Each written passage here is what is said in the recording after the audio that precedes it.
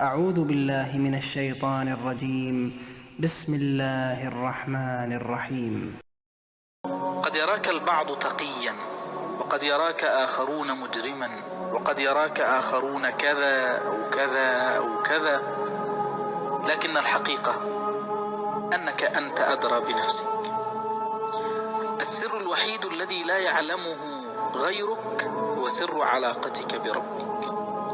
فلا يغرنك المادحون ولا يضرنك القادحون، لأن الحقيقة تقول: بل الإنسان على نفسه بصيرة.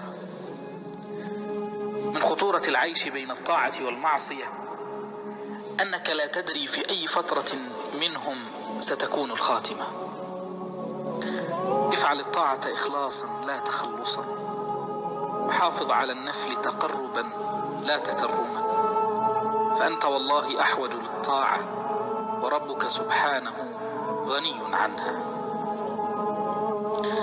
لا تجعل همك هو حب الناس، فالناس قلوبهم متقلبة، قد تحبك اليوم وتكرهك غدا، وليكن همك كيف يحبك رب الناس، فإنه إن أحبك جعل أفئدة الناس تحبك.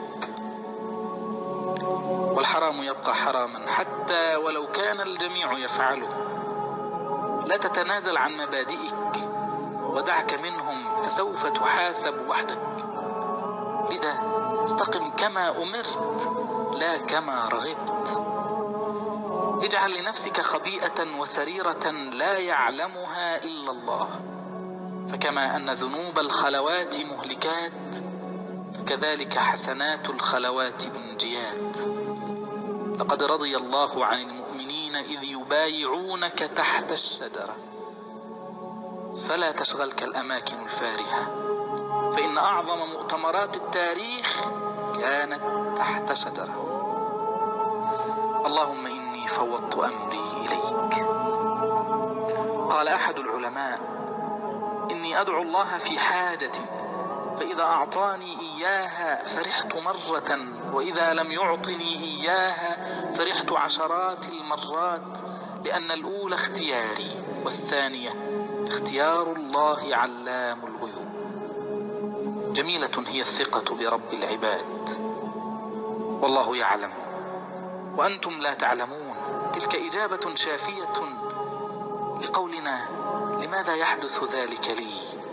لأن الله يعلم ونحن لا نعلم.